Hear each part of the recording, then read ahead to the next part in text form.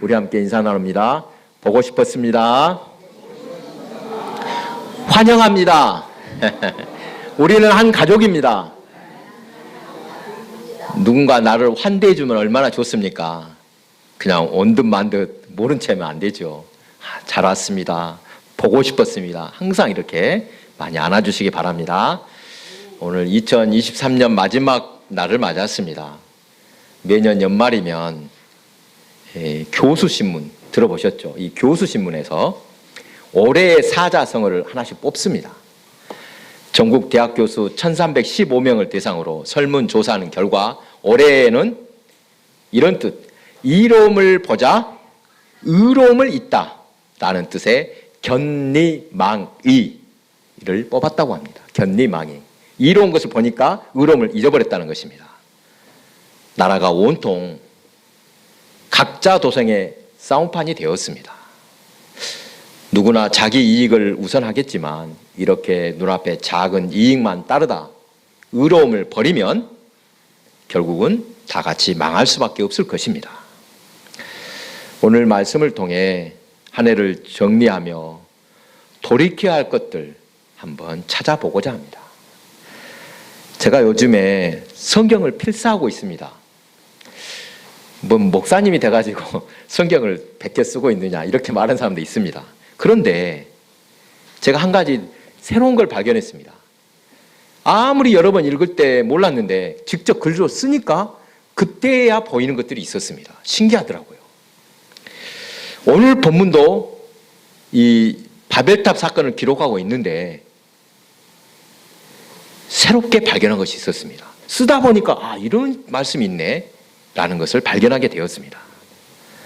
여러분, 인간들이 바벨탑을 쌓게 된 이유가 나옵니다. 4절에 나옵니다. 뭐라고 합니까? 우리 이름을 내고 온 지면에 흩어짐을 면하자. 그들이 탑을 쌓게 된 목적, 이름을 내고 흩어짐을 면하자라는 것입니다. 그때 여호와께서 이것을 보시고 그들의 언어를 혼잡하게 하여 그들이 서로 알아듣지 못하게 하자 이렇게 말씀하셨습니다. 여러분, 이 본문의 바벨탑 사건 별것 아닌 것 같지 않습니까? 하나님 앞에 작은 죄가 아닙니다. 매우 큰 죄악으로서 이것이 왜 큰 죄냐? 집단적으로 하나님의 권위에 도전한 사건이기 때문입니다. 1절부터 제가 다시 한번 읽어보겠습니다. 온 땅의 언어가 하나요 말이 하나였더라.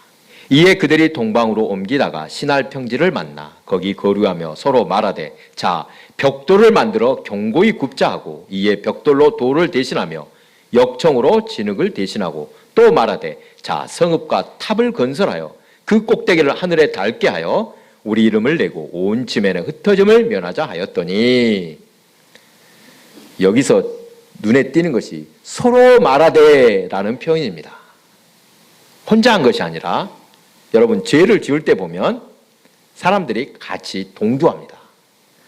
그렇게 같이 하면 혼자 죄 짓는 것보다 더 대담해집니다.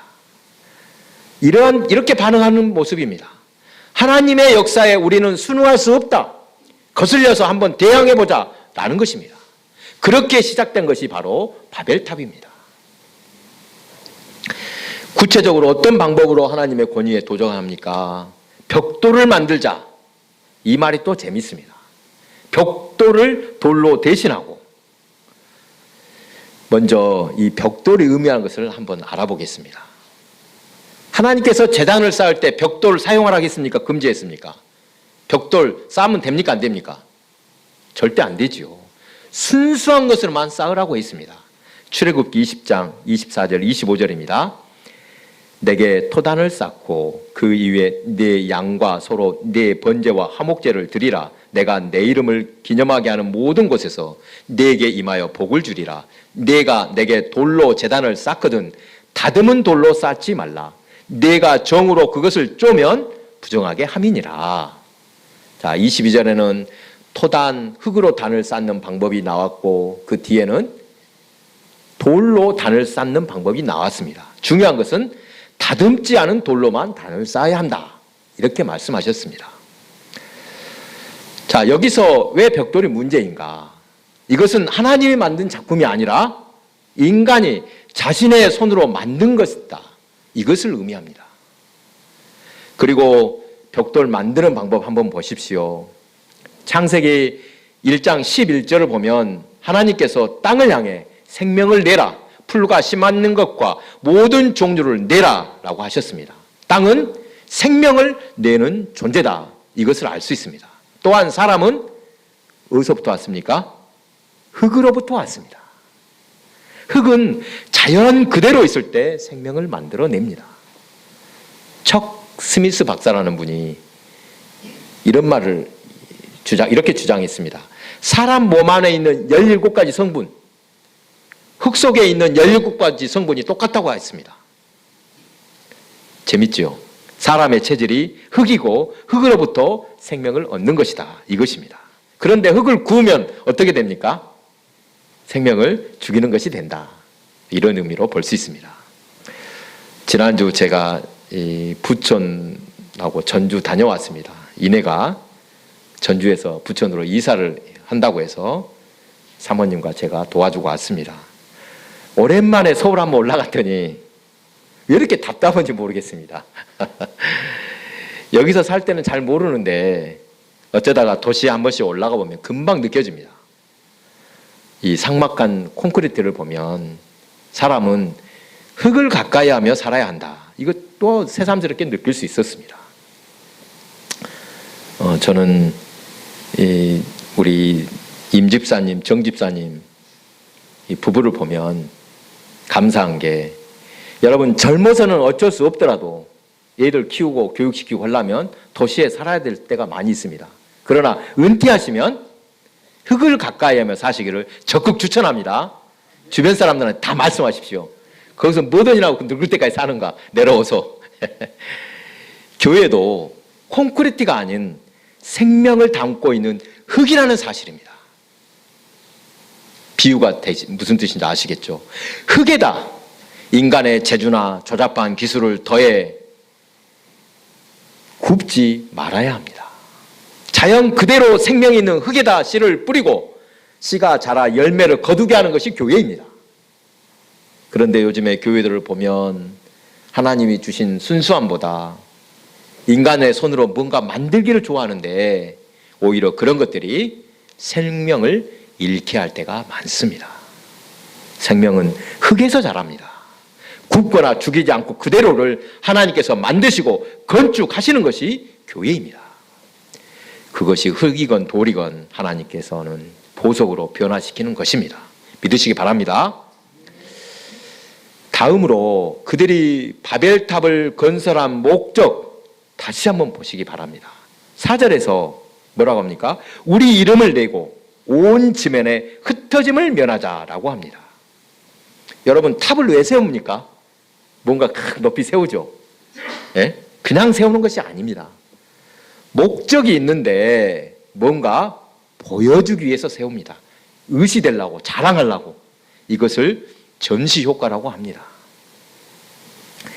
길 가다 보면 광고를 위해서도 높은 탑을 쌓습니다.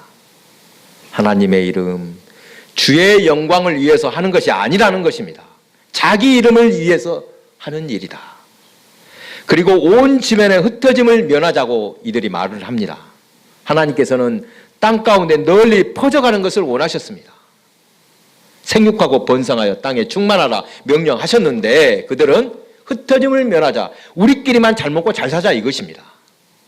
바벨탑을 세운 이 두 가지 목적, 하나님 앞에 큰 죄라는 사실을 그들은 모르고 있나 봅니다. 하나님의 이름이 존귀케 되고 하나님의 이름이 영광을 받아야 마땅한데 오늘날 교회들을 볼 때 안타까운 모습이 있습니다. 하나님의 교회를 건축하는 것이 아니라 나중에 보니까 순전히 인간의 이름을 드러내려고 탑을 세운 것입니다. 자랑하기 위해, 가시하기 위해 요즘 교회들이 그런 것을 쫓는 것은 아닌지 돌아보게 됩니다. 그렇다면 본문에 우리의 이름을 내고 이 말과 정반대되는 상황도 있습니다. 창세기 12장에서 찾아보겠습니다. 창세기 12장 7절 8절입니다. 바로 그 뒷장입니다. 여호와께서 아브라함에게 나타나 이르시되 내가 이 땅을 네 자손에게 주리라 하신지라. 자기에게 나타나신 여호와께서 그가 그곳에서 제단을 쌓고 그가 그곳에서 제단을 쌓고 거기서 베델 동쪽 산으로 옮겨 장막을 치니 서쪽은 베델이요 동쪽은 아이라. 그가 그곳에서 여호와께 제단을 쌓고 여호와의 이름을 부르더니, 여러분 자세히 보십시오. 그가 그곳에서 여호와를 위하여 단을 쌓고 여호와의 이름을 부르더니, 여러분 제단이 무엇입니까?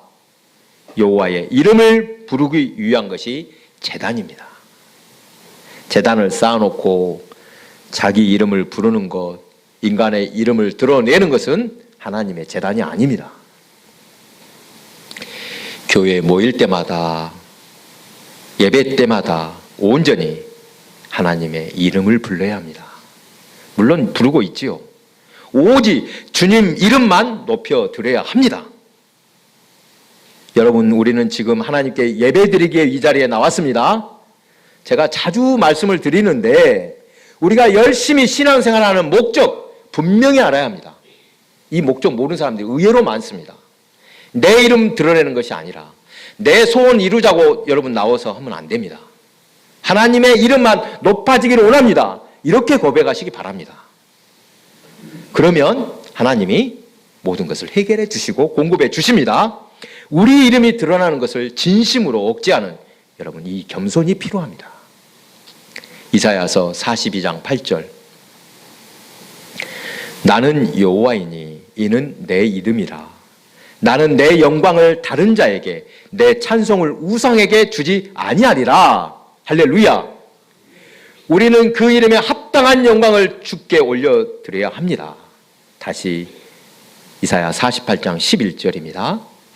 나는 나를 위하여 이를 이룰 것이라. 어찌 내 이름을 욕되게 하리요. 내 영광을 다른 자에게 주지 아니하리라. 이름을 욕되게 하는 것이 얼마나 무서운 일인지 한번 보십시오. 그것은 마땅히 하나님께 받으실 영광이 다른 데로 넘어가는 것과 같다는 것입니다. 교회에 나와서 예배 중에만 주를 찬양하는 것이 아니라 우리의 생활 전체가 여호와의 영광을 위하여 그 이름을 부르는 삶. 나는 내 영광을 절대로 빼앗기지 아니하리라. 내 영광을 취하여 간 우상에게는 저주가 있을 것이다. 내 영광을 다른 이름에 돌리는 자를 내가 용서치 않을 것이다. 바로 이렇게 엄한 말씀입니다. 민수기 27장을 보면 모세가 40년 동안 이스라엘 백성을 위해서 엄청난 수고를 했습니다. 그가 마지막 느보산에 올라가서 멀리 바라다 보이는 가나안 땅을 볼 때 얼마나 가슴이 뭉클했겠습니까? 야, 저 약속의 땅, 바로 저 가나안 땅 들어가려고 우리가 이 고생을 했구나. 이런 마음으로 바라보았을 것입니다. 그런데 그때 하나님이 말씀하십니다. 전혀 예상 밖의 말씀입니다. 뭐라고 하셨습니까? 내가 너에게 이 땅을 주지 않겠다. 청청병력 같은 말씀입니다. 그 이유가 무엇입니까? 민수기 20장에 나오는 무리바 사건 때문입니다. 이 무리바 사건 여러분 들어보셨지요? 백성들이 물이 없다고 원망할 때 하나님이 한 곳을 지정해 주셨습니다. 거기에서 물이 나오게 할 것이다. 이렇게 지정해 주셨었습니다. 민수기 20장 10절에서 13절입니다. 모세와 아론이 회중을 그 반석 앞에 모으고 모세가 그들에게 이르되 반역한 너희여 들으라. 우리가 너희를 위하여 이 반석에서 물을 내려 하고 모세가 그의 손을 들어 그의 지팡이로 반석을 2번 치니 물이 많이 솟아나오므로 회중들과 그들의 짐승이 마시니라. 여호와께서 모세와 아론에게 이르시되 너희가 나를 믿지 아니하고 이스라엘 자손의 목전에서 내 거룩함을 나타내지 아니한 거로 너희는 이 회중을 내가 그들에게 준 땅으로 인도하여 드리지 못하리라 하시니라. 이스라엘 자손이 여호와와 다투었으므로 이를 무리라 하니라. 여호와께서 그들 중에서 그 거룩함을 나타내셨더라. 아멘. 여러분 잘 들어보십시오. 하나님은 당신의 이름을 드러내시고 나타내시려고 모세와 아론을 세우셨던 것입니다. 그런데 10절에 우리가 너희를 위하여 이 반석에서 물을 내라. 지금 물을 누가 낸다는 것입니까? 우리가 낸다. 물은 누가 내주시는 것입니까? 하나님이 주시는 것입니다. 그러니까 당연히 하나님의 이름으로 하나님을 위해 하고 있는데 모세는 지금 자기 이름으로 우리가 물을 내랴, 마치 그 능력이 있는 자기에게서 나온 것처럼 생각을 하고 그 영광을 자신이 취했던 것입니다. 하나님이 이렇게 말씀하셨습니다. 너희가 내 영광을 빼앗았다. 내 거룩함을 취하였다. 그러므로 영광의 땅에 너희는 들어가지 못할 것이다. 얼마나 억울합니까? 여러분 한번 생각해 보십시오. 40년 동안 그렇게 고생을 많이 했습니다. 수없이 원망을 당하고 불평하는 백성들 달래고 또 힘들게 그곳까지 왔습니다. 또 얼마나 외로웠겠습니까? 믿음의 사람은 거의 없습니다. 맨날 비난하고 욕하고 그런 소리 다 참고 또 참아가면서 여기까지 왔는데 죄송합니다. 그까짓 거 하나 때문에 너무하신 거 아닙니까? 이렇게 불평할 수 있다는 것입니다. 그러나 그렇지 않습니다. 어떠한 죄도 하나님의 영광을 가로채는 것보다 더 무서운 죄가 없다는 것입니다. 정말 조심해야 합니다. 개인이 자기 이름을 스스로 드러내기를 원하는 것이나 또 자기는 가만히 있으려고 해도 주변 사람들이 신격화시켜서 어떤 의미를 세우려고 하는 또 우상으로 세우려고 하는 것을 우리는 주의해야 합니다. 나는 안 그러고 싶은데 옆에서 하니까 어쩔 수 없었다. 이것도 핑계입니다. 하나님의 영광을 다른 대상에 돌리는 것, 이는 우상 숭배의 죄라고 했습니다. 하나님의 이름에 합당하신 영광을 돌려드리지 못하고 그 영광을 가로채는 것, 우리가 무섭게 알아야 합니다. 사무엘상 2장 30절입니다. 그러므로 이스라엘의 하나님 나 여호와가 말하노라. 내가 전에 내 집과 내 조상의 집이 내 앞에 영원히 행하리라 하였으나 이제 나 여호와가 말하노니 결단코 그렇게 하지 아니하리라. 나를 존중히 여기는 자를 내가 존중히 여기고 나를 멸시하는 자를 내가 경멸하리라. 엘리 제사장 가정을 하나님이 축복하셨습니다. 원래 제사장 후손들은 그대로 물려주는 것이 하나님의 정하신 뜻이었습니다. 내 집과 내 조상의 집이 내 앞에 영원히 행하리라 하였으나 이제 나 여호와 말하노니 결단코 그리 아니하리라. 왜요? 나를 존중히 여기는 자를 내가 존중히 여기고 나를 멸시하는 자를 내가 경멸히 여기리라. 방금 이 말씀 중에 아주 중요한 비밀이 담겨 있었습니다. 여러분 확인하셨습니까? 우리가 하나님 앞에 존귀한 자가 될 수 있는 비결 무엇이겠습니까? 하나님을 자꾸 높여 드리는 것입니다. 이것이 바로 생명의 원리입니다. 하나님을 내가 존중히 여겼더니 하나님이 나를 더 귀하게 여기시고 더 높여주셨다는 것입니다. 여러분 세상도 똑같은 것 아닙니까? 남을 자꾸만 높여주면 내가 자연스럽게 올라갑니다. 남을 깔아뭉개고 비난하는 사람은 또 그대로 돌려받습니다. 하나님은 이 생명의 원리를 우리에게 가르쳐 주셨습니다. 내가 너를 축복하기 위해서 많은 것을 준비했지만 너는 나를 경멸했고 내 이름을 드러내지 않고 내 거룩함과 영광을 취해 갔으니 내가 내 집에 주었던 축복, 약속을 내가 취소하겠다. 나는 나를 존중히 여기는 자를 귀하게 여기고 나를 멸시하는 자를 나는 경멸한다. 하나님은 처음 엘리의 집을 제사장으로 세우실 때 크신 축복을 주셨지만 하나님 영광, 하나님 이름을 거절하고 자기 이름, 자신의 영광을 위해 살면 이미 주셨던 축복마저도 취소하신다. 이 사실입니다. 이것은 우리가 깊이 새겨야 할 말씀입니다. 그렇게 바벨탑을 쌓는 모습을 보시고 하나님께서 언어를 혼잡하게 하여 그들이 서로 알아듣지 못하게 이렇게 하셨습니다. 여러분, 언어, 말이 통하지 않게 되었다. 이것은 좀 의미가 깊습니다. 단순히 귀로 소리만 못 듣는 것이 아니라 마음이 맞지 않게 되었다는 의미입니다. 말이 안 통한다는 사람 무슨 사람입니까? 진짜 그 말이 못 알아먹겠습니까? 이럴 수도 있지만 말이 안 통하는 관계가 된다. 이 말은 서로 마음이 맞지 않다 이것입니다. 여러분, 서로 마음이 안 맞는 교회 결코 하나님께서 기뻐하지 않습니다. 이 일을 많이 벌렸다고 기뻐하는 것이 아닙니다. 일 적게 해도 상관없습니다. 다만 마음이 하나 되어 항상 주 안에서 화목한 교회, 한 마음으로 한 뜻을 이루는 교회가 교회인 줄 믿으시기 바랍니다.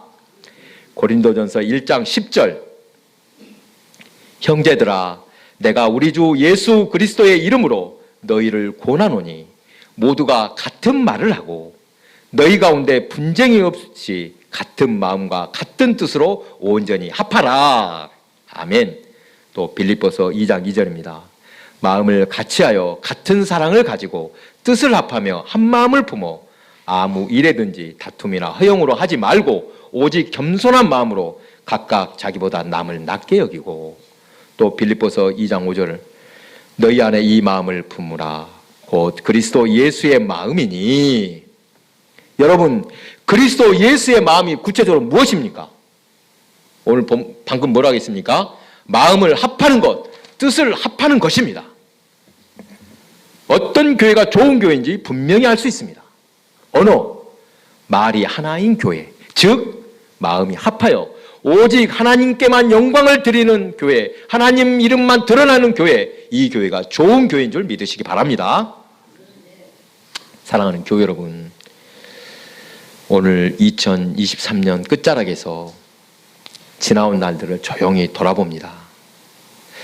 제가 늘 감사하는 것, 그래도 우리 교회 하나님께서 많이 아껴주시고 정말로 사랑할 수 있는 교회구나, 이 믿음이 있습니다.